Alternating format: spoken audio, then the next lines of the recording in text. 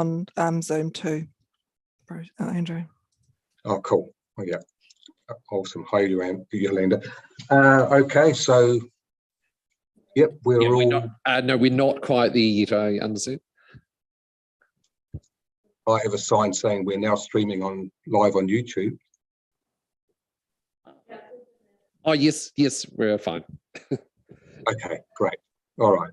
Well, welcome everybody to the May Finance and Corporate meeting. And I'll move straight to apologies. And I know we have apologies from Jim, Hazel, and Susan.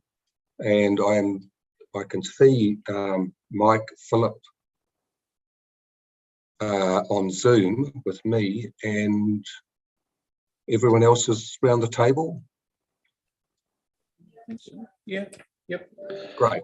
Okay. So I have those three apologies. Could I have a mover, please? Thanks, Roger. Second. Thanks, Lou. I'll put the motion. All in favour? Aye. Contrary, no. It's carried. So we will move on to disclosures of members' interests. I'm seeing none, so that's all good. Move on to late items. Any late items? No? Great. So confirmation of order of the meeting. No changes, Ken? No, I don't see any reason to change, Chair. Great. So could I have a mover to confirm the order, please? I'll move. I'll second. Thanks. It. Thanks, Graham. I'm not sure who seconded, but Bruce seconded it. Bruce. Bruce. Yep. Fabulous. All in favour, please say aye. Aye. Contrary, no. Carried. Okay. Tab 5. Confirmation of the minutes from April 19, and they're on pages 8, 9, 10, 11, and 12 of our agenda. No one has any alterations or amendments to forward? No, and that being the case, could I have a mover, please, to accept them as a true and correct record? Move it that way, Lou Brown. Thanks, Lou. Yep. And Andrew, Philip. Thanks, Philip. All in favour, please say aye. Aye. Contrary, no. It is carried. Great. So moving on to item 6, financial report for period ended 30 April. Nada, there you are. Hi, Nada. Hi, thank you. I'll just take the report as being read, and I just wanted to point out some stuff on page 13 of the agenda, which is page 2 of the actual report. So it should be the cost of service statement there. Right, page 14 for us, but yep. Oh, yeah, okay. So if you just look at the community services and facilities, the operating revenue, which is sitting at 23%, which is quite low for this time of year. So I've had a look into that. And so sitting in that, which is probably going to be a lot of stuff that's going to be deferred into the 22-23 year. So, and that is included the 1.9 million of the forestry income that we touched on last month.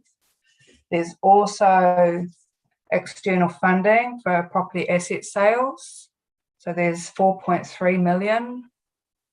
There's also the Naroto Parongia Charity connection. So that's been deferred to 22-23. So there's 1.4 million of that.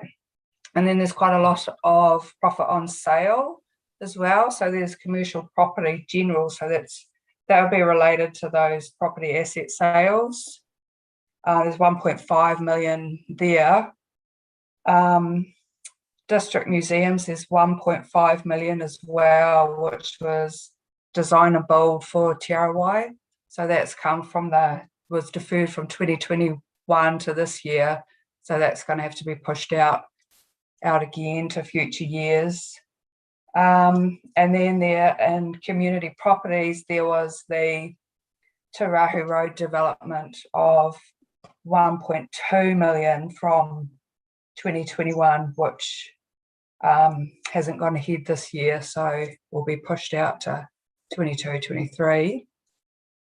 And also on that same page, we've got the capital expenditure there, which is sitting at 51% of the forecast.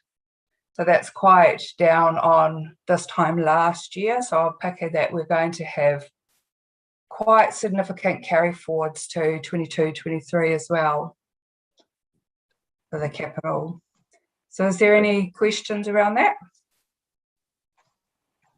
Andrew, this is Claire. I'd like to ask a question.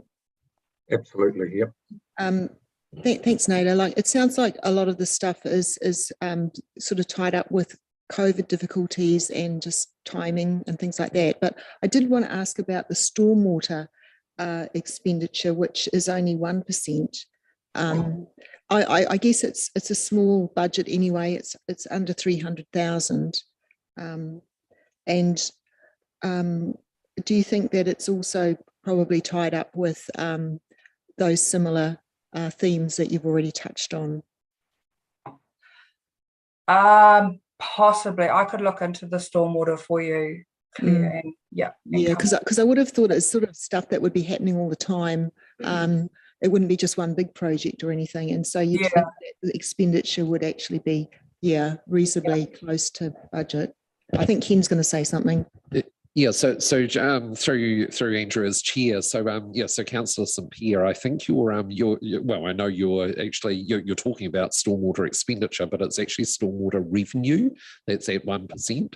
The expenditure is actually at 83%. So yeah, so expenditure is very much tracking along with budget. But there obviously is well, we obviously had budgeted some revenue in that area. It's a fairly minimal amount of revenue, and for some reason that hasn't come in. So yeah, so sorry, I can't provide you an explanation, but I just want to be really clear that we're talking about revenue rather than expenditure. And thanks, Ken, for that. Yeah, I should have been a bit more careful with what I described. But yeah, it'd be good to get an update on what's happening with it, though. Thank you, because it's still 1% is still pretty minor. Yeah, thank you. Thank you. Yeah, thanks for that, Nada. Good to have. That one really did stand out, the community services thing. So good to have. Yeah, I had assumed that they were all going to be pretty much timing differences, but still nice to have it explained. Thanks. Yeah, no, that's great. Great. Now, does anyone have any further questions? Mr. Chair, it's Bruce here. Just on page 17, just a correction, I presume, because I haven't paid my rates yet. The payment should be due on the 23rd of May. Just a unless I'm going to be late, because I'm getting quite close. 21st. Okay, yeah. Yeah. Should be 23rd. It should be. Well, my rate statement says that, but I just sort of okay. Thanks for that. There. No, thanks for that correction, Bruce. All good. Mike, do you have a question? Yeah, thank you through the chair. Hey, just a question around the deferred capital works, and with inflationary pressures, is there any chance that these contract prices that we're expecting will go up because of the delays?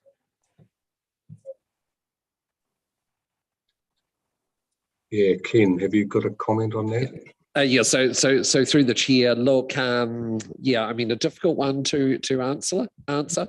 Obviously there are quite considerable risks in the space of supply at the supply chain at the moment. And I guess that equally applies whether it's deferred works or whether it's works that that are quite on schedule. Yeah, there are certainly some risks in the pricing regime. So that is something that the project delivery team and Adele, our procurement advisor, are very conscious of and keeping close tabs on. Look, I can't answer any more specifically than that just now. Right, Ken. So I guess then my next question would be, since there's really no more money in the pot necessarily, have we got a contingency around what projects may drop off costings go up? Is there some work being done on that in the background? Yes, so again, through the chair, I'll respond to that. Yeah, there is quite a considerable amount of work going on in the background in that area. Yes, a number of projects obviously do have in fact, all of our projects have a contingency budget of sorts there, which would assist. But look, if we get into a situation where the pricing really becomes an issue, as you've inferred, there would need to be prioritisation around some of those projects. So yes, very much. There is a piece of work happening at the moment, which is sort of looking very much at how we would prioritise projects if we did have real concerns about the pricing that was coming in. Thank you. Chairman Andrew Graham speaking. Just on the water rates, I have been watching the water rates over the last 6 months, and the outstanding balance is sneaking up. And I just wondered what council has or planned to actually, get that money in before it gets to a stage where it's just huge. Because when we could bill in terms of our statements, not have water separate, we've very, very rarely got a situation where we had such a big amount coming. Sitting on the books. So can somebody tell me what the plan is for that, please? Yeah, thanks for that, Graham. I'd actually made a note also to keep an eye on that balance. It could be just a timing thing, but Ken, do you have a comment? Yeah. So through the chair in response to that, look, it's an interesting one, isn't it? Because when you look at the general rates status report, that's on what page is that? That's on page 22 of the agenda. You can see that in terms of the current year rates, we've collected 82%. At the exact time last year, we'd only collected 79%. So in other words, our collection rate for general rates is higher than it was the previous year. That's quite clearly a good thing. When you look at the water rates status report on the next page 23, it's actually the opposite picture, isn't it? So so I do certainly appreciate the concerns expressed by both yourself as chair and by Councillor Weber. So whereas at this point last year we'd collected 89%, at this point this year we've only collected 84%. So yes, so there are some concerns there. Look, I haven't had the opportunity to engage with the rates team, but look, we do need to understand what is happening there. I know in the general rate space, a very large proportion of our revenue is collected by way of direct debit, because actually the universal water metering and the separate collection of the rates for water is much more recent. Just the last 2 or 3 years we don't have quite the same population of direct debit collection, so maybe that kind of explains it a little bit. But look, we need to determine a good approach to actually increasing that collection rate. I actually think that maybe direct debit is probably going to be a key part of that answer. But look, I'll have to have a good chat to Yolanda, the finance manager, and the rates team under Kirsten, and we'll look at developing some sort of strategy to get that back into sync, because my expectation really is that collection should be, or the collection rate should be, no different in the water rates area to what it is in the general rates area. Yeah, thanks for that, Ken. The billing isn't the same as the rates either, is it? It gets billed when the meters are read, and there can be some, and it could simply be a timing thing because of that, possibly. But good to have it investigated and know where we are. Yeah, so full-time Yeah, so through the chair, I mean, you do raise a very good point there as well, because we've done the quarterly rates instalment for years and years and years. I think a lot of people have certainly have fixed in their mind the dates that those rates are payable. Actually, despite Councillor Thomas's comment earlier on about the 21st of May, everyone does have those dates sort of embedded in their mind.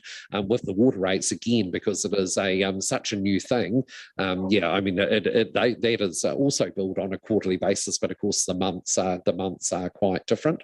So so again, I think that's because this is a more recent form of revenue collection.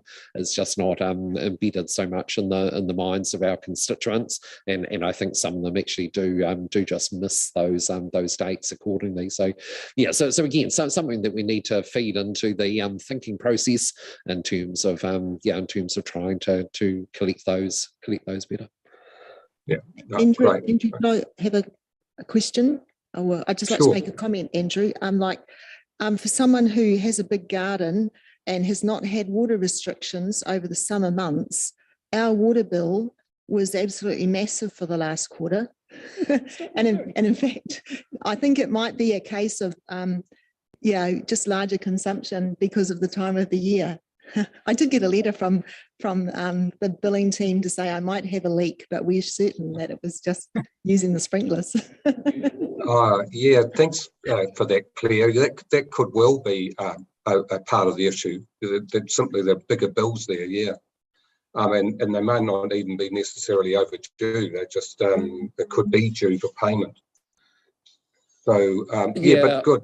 Although through the chair, I mean, if you're looking at the percentage collected, like the 84% versus the 89%, of course, that takes into account perhaps usage is higher. What we're looking at here is a ratio of what is left owing after in proportion to the amounts that have been billed. So so look, I'm not sure that would be an explanation for the for why the collection rate is lower, because so that fully takes account of the level of the billings. No, good point. Okay, on Bronwyn, I just welcome. Glad you could be there, cool. Okay, so do we have any more questions for Nada or Yolanda or Ken? No? Okay, great. Happy to move, Andrew. Happy to move. Thanks, Mike. Mike wishes to move the recommendation on page 13. Do I have a seconder, please? Thanks, Roger. I can see your hand up. All good. So I'll put the motion. All in favour, please say aye. Aye. Contrary, no. It is carried. And we'll move to item 7, Cambridge Town Hall Community Trust Lease and Services Agreement. And I see this is the report of Chris Ryan, Property Manager. Ken, is Chris? Yeah, so Andrew, Chris is in the chambers and moving to the presentation table right now. Actually, I think because this is the first time he's been in the chambers, he wasn't quite sure where the presentation table is. So, but look, just before Chris presents us, I guess by way of introduction, look, this is a great milestone to have got to, because this is a lease and services agreement that's been under discussion and negotiation for quite some time. We're obviously in a situation where we have got good agreement with the trustees of the trust. They're pretty comfortable with where this has landed, and staff are comfortable with where it's landed. So so Chris will work you through that. And I did just want to say as well, welcome to Chris, because I think we've talked about Chris in the chamber before, and talked about the fact that he was coming into this position into the property manager position on an interim basis. But like I say, this is the first time he's actually been in the chamber and presented a report. So welcome, Chris. Thank you, Ken. Appreciate it.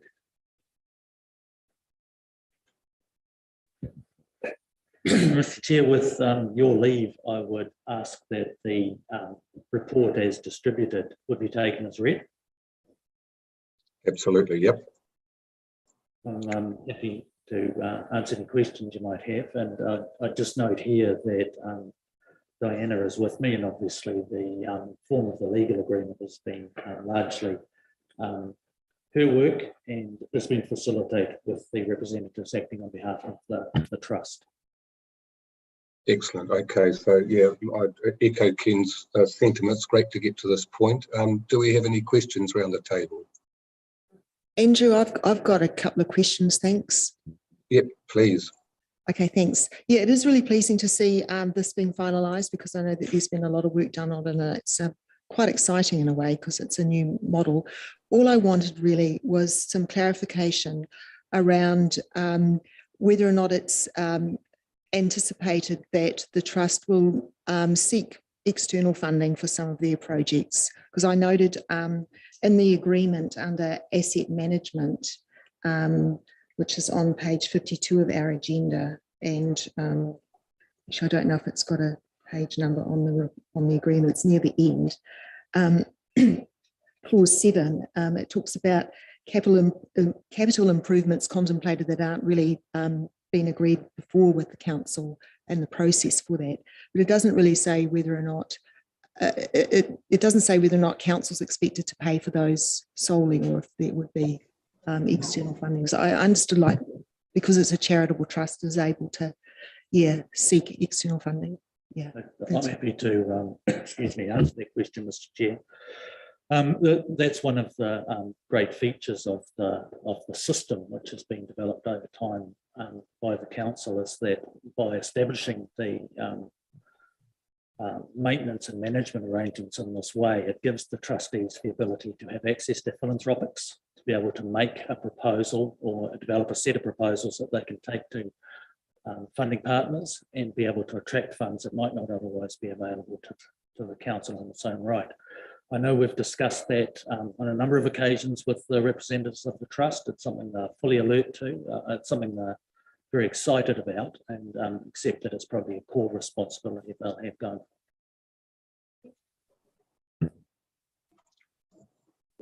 Yep, that's good. And Claire, you had something else?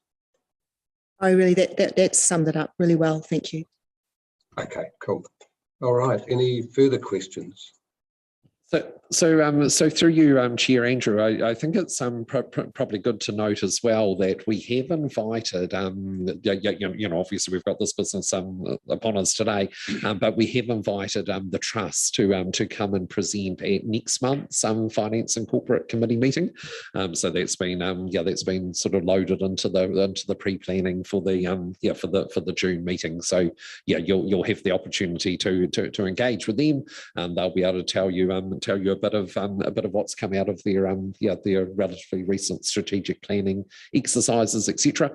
But look, we just thought we'd get this agreement signed coming out of this meeting, and then they can come and present on the basis that they're up and running with an agreement in place. So just acknowledging that. Oh no, that's great, Ken. Thanks for that heads up. I think that will be really welcomed. But good to have this, very good to have this going. So if there's no further questions, there's a recommendation on pages 24 and 5, A, B, C, and D. Do I have a mover, please? I'll move. Thanks, Roger. And a seconder? It's Claire, and I'm happy to second. Thanks, Claire. All in favour, please say aye. Aye. Contrary, no. Who's carried? Well done, Chris and Diana. That's brilliant.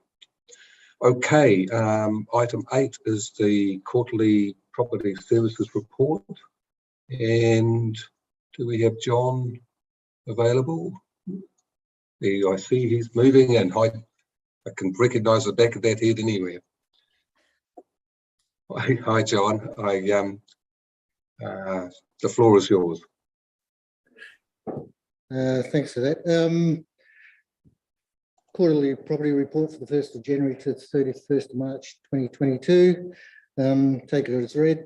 Nada gave a rundown as to financials. It sounded like most of them are property related, so they fairly and squarely at my feet, so I'm aware of that. And we've given an update to ARC a month or so ago, so working on those processes. So take it as read and happy to answer any questions.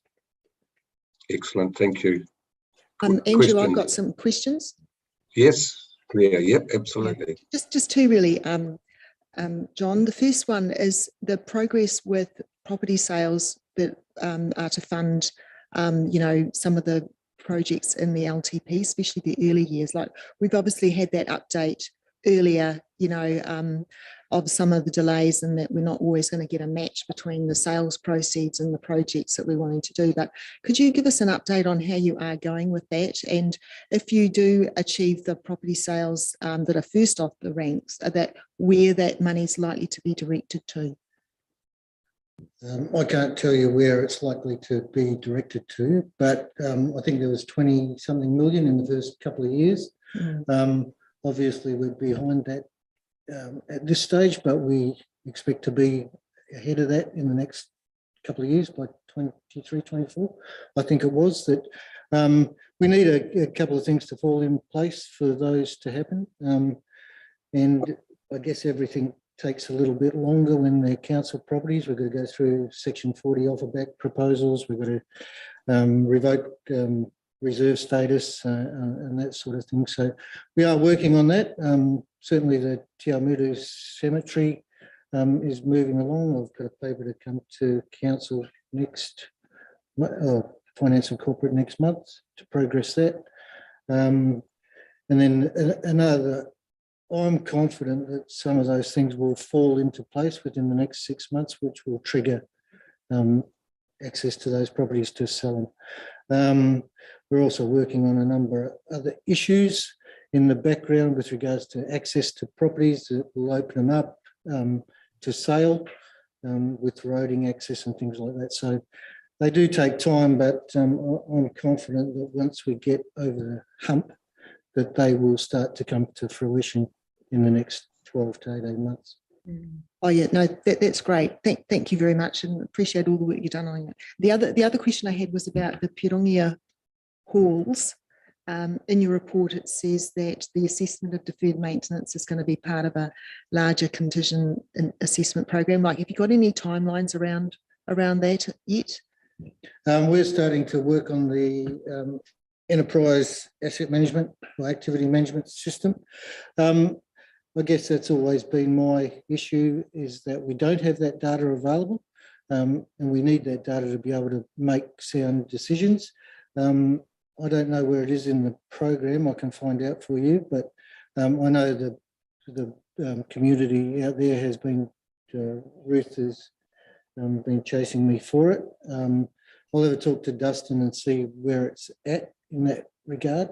Yeah, I know that we did try to get Foster's to have a look at it, but they were reluctant to, you know, it was more of a quote that they were looking at rather than a condition assessment. So I'll have a talk to Dustin and get back to you on that. Yeah, I appreciate that, because obviously there's a bit of community interest. Yeah, thank you very much. Right. Any further questions? Andrew Graham here. Great. John, Yes. couple of questions, please. The property that we bought at Karapiro to facilitate the Waipuki, when's that going back on the market? What's the priorities with that? That's the first one. 859 Mangatiachi Road. Yeah. Yeah, so I've been looking at Cogswell's have been looking at it in relation to whether we can get some sites on that property. Okay. Now, how many we can get? I think we get 2 EBLs granted to us in relation to the cycleway, and whether or not we can carve off the house as well. So we could potentially get 3 sites on that property. Oh, thank you. So we're going through that. There's a landscape architect who is looking at that at the moment. So Okay. once I get that, yeah, I've also been looking at access, if we can relocate the access. To me, I think it's important that we keep the existing access, and then we also get access from Waipuki. Yeah. So but rather than go in front of the house, there is a potential to go behind the house. So Oh, good. we're looking at those things. So Okay. yeah, Cogswell's helping me out on that. Yeah. I know, I quite often get questions from people. The other one is the Anchor Milk Depot in Fort Street. For some years, they put a large, about 1/2 metre high concrete back to the depot for the big rigs to actually get up. Yeah. And that is still there. And it's a real hazard for people walking. You've got to actually get up and over it. It's a 1/2 metre straight concrete. And I just wonder whether that's an issue for property or roading, because it's on road reserve. I don't know that it's ever put there legally. But can I have some guidance, please, on that? Yeah, well, I'll have a look at it because the intent was to demolish that building. Yeah. In fact, when we bought it, we tried to get Fonterra to leave it as a vacant site. Yeah. Because of the building, it's not much use No, it's to blocks. anyone. Yeah. And it's got asbestos in it, and it's plus it's used by date, I think. So Yeah. I'll have a look at. Okay. Yeah, because we need to look at a feasibility study over that whole site. Yeah, As part of the yeah. LTP. So if yeah, you ever I do. Yeah, I recall that there's a it is a Yeah. If you ever wanted a trip hazard, yeah. this is a doozy. Yeah. It really Yeah, is. even if we just cut it back and Yeah. and fence it off or Yep. something. Yep. Thank you. Great. Thanks, Andrew. Great, thanks for that, John. Any other questions for John? Hi, Andrew, it's Bruce. John, with the forestry happening next year, it says lower than expected returns. I may be hearing something wrong that the returns could be potentially quite good because the demand in New Zealand, even if it's not export. Have you got any comment on that? Part of the reason we put it off was that the log price had come back a bit, and also fuel prices have pretty much gone through the roof. So I think there's about 600 truck movements to Tauranga to get rid of that. So expenses did go up a bit, but yeah, it fluctuates all the time. So and we were getting into winter, and Sainsbury Road's pretty dangerous at the best of times. So yeah, we made the decision to put it off till summer, when it's probably more practical to do it. So what you're saying, the prices could be good when it's taken off, but no one knows. Yeah, it could be. Yeah, hopefully. Good. Okay. All right. They can't see me. Sorry, Andrew, it's Liz here. Hey, I just want to go back to back to the Karapiro question that we had earlier, Mangatautari Road, the property there.